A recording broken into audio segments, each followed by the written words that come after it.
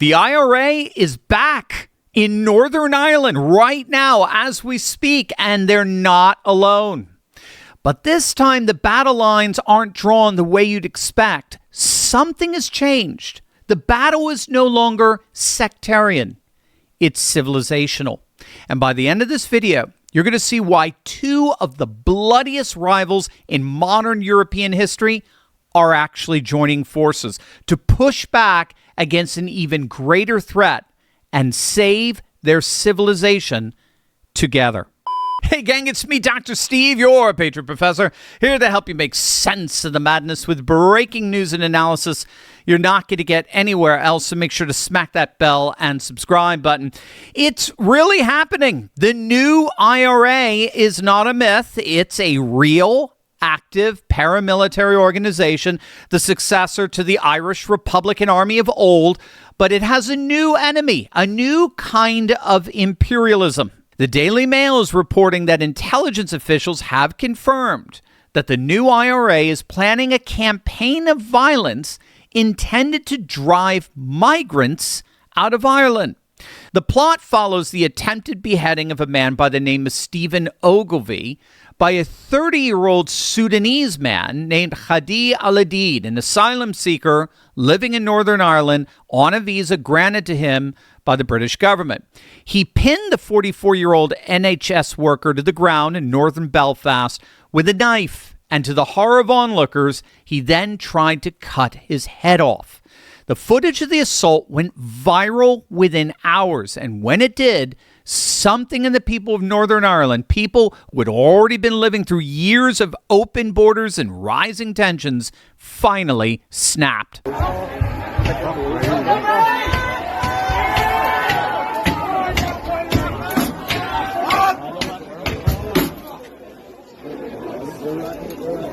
By Tuesday evening, hundreds had poured into the streets, smashing windows and doors, burning homes they believed housed migrants. They torched a city bus. 12 police officers were injured. More than 24 families lost their homes. And from the ashes of those riots emerged a new IRA.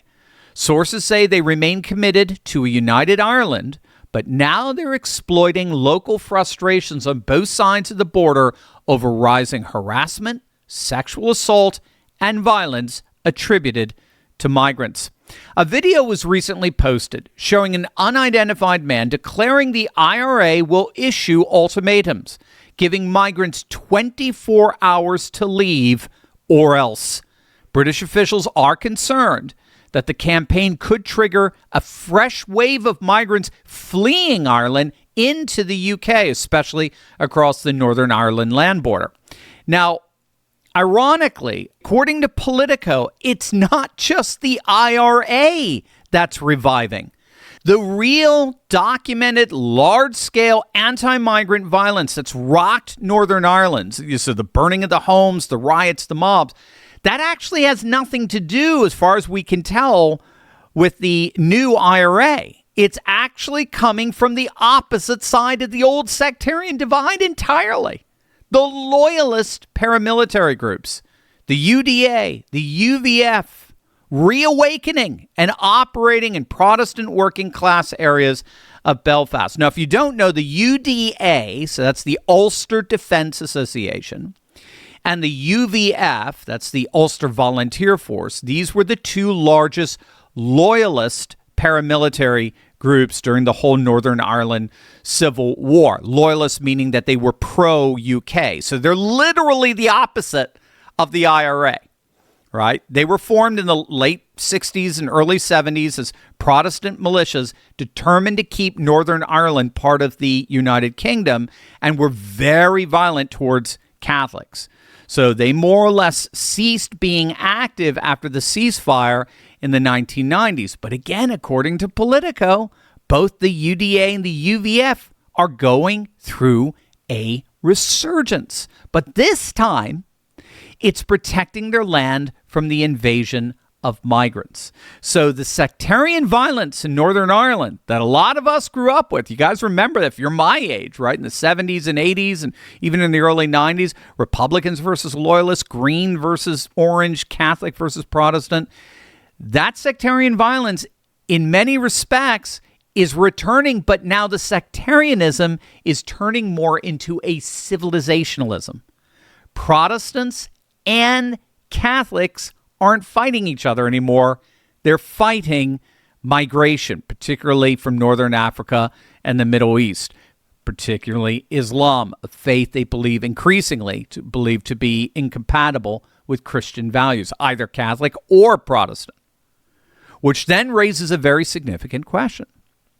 In light of this civilizational rather than sectarian struggle, are these two groups, the Loyalists and the Republicans, actually doing the unthinkable? Are they joining forces? Could that possibly be happening? That's exactly what we're about to find out. But first, gang, I need to tell you something that I genuinely believe every Patriot family needs to hear right now. There is a window, an open window at this moment in history that's actually never existed before. And it's not going to stay open forever. And the Patriots who are already on the other side of this are not waiting for permission from the system to provide for their families.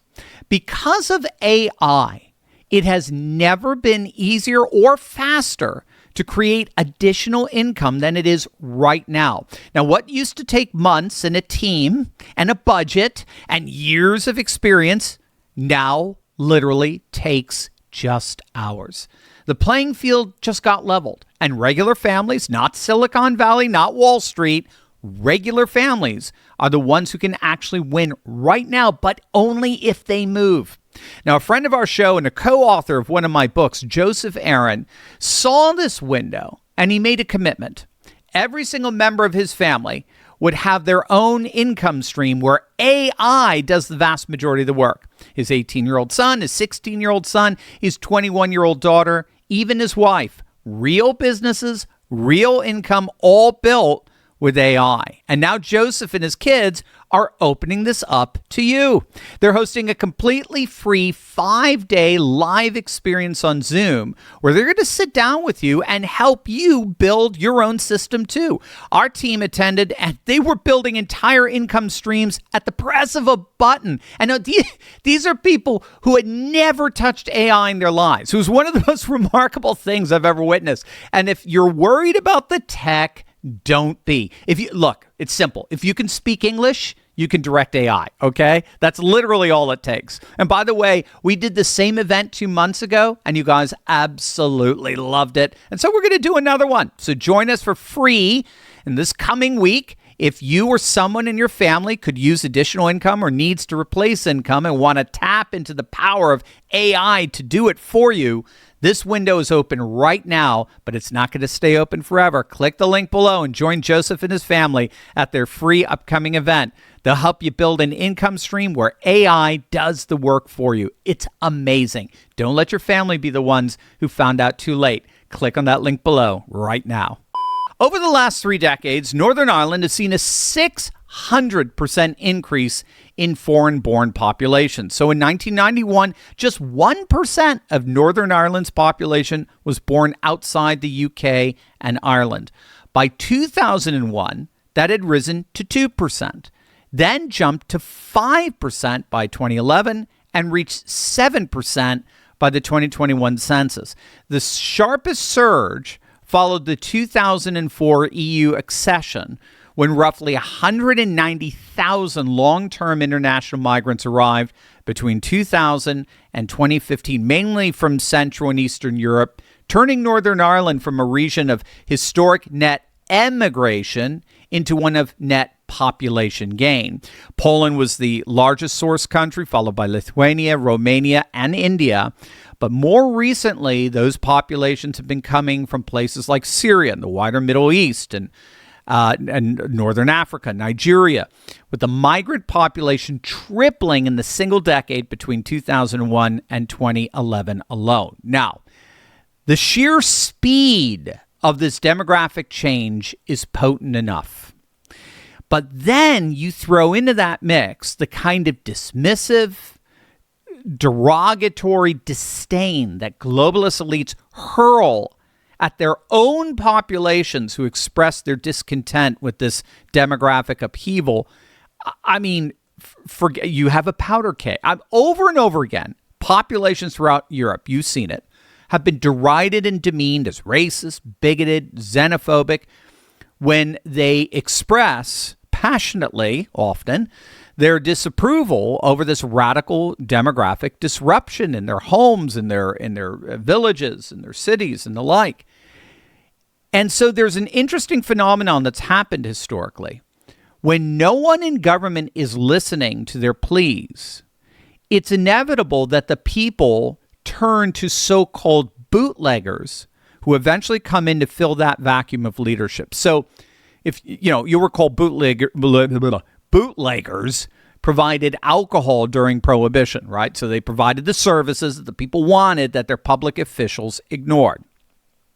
That's exactly what we've been seeing with the rise of so many of these third parties throughout Europe, parties outside the two mainstream center-right, center-left parties who've increasingly taken over, right? We've actually seen nothing less than the collapse of the old guard globalist center-left, center-right in a number of countries like Italy and France, for example. And it looks like we're also about to see it happening in the UK with the rise of Nigel Farage and the Reform Party that looks like they're going to more or less destroy both the Tories and Labour. But in the meantime, what we appear to be seeing in Northern Ireland is this resurgence of the Republican forces of the IRA together with the loyalist forces of the UDA and the UVF. And they are both the very bootleggers that dismissive globalist administrations inadvertently end up promoting by virtue of their dismissal. So then the question is, since they both have now a common grievance, are the Republicans and the loyalists joining forces? And the answer, in a nutshell, to the shock of globalists is yes. There have been a number of articles on this. It's fascinating. There's a real evidence of ideological overlap and street-level cooperation on immigration between the two groups. That said, there is no confirmed formal alliance between the Loyalists and Republicans. The pattern is more of just a parallel cooperation than formal joint operations. But since 2024, anti-immigration protests in Belfast have seen the unusual sight of Union Jack celebrating the UK, Union, right? And Irish tricolors celebrating Irish independence, raised side by side, with loyalist paramilitary figures and self-styled Irish patriots from the Republic drinking and demonstrating together. A phenomenon political insiders never imagined even remotely possible in their wildest dreams. Now, at this point, again, the cooperation is largely tactical and social rather than an organized paramilitary pact. But that said, globalist leaders in the legacy media are frankly dumbfounded that such an informal alliance could ever even possibly emerge. But that's the power of the civilizationalist moment we find ourselves in. When there's a political need that the establishment ignores, especially a need to save your civilization, even sectarian enemies within that civilization can end up joining forces to save it. That's what we're seeing in Northern Ireland, and that's what we're seeing throughout the world. A civilizationalism that's literally turning the world upside down, where lifelong enemies suddenly become compatriots in a common cause to save what they love most dearly.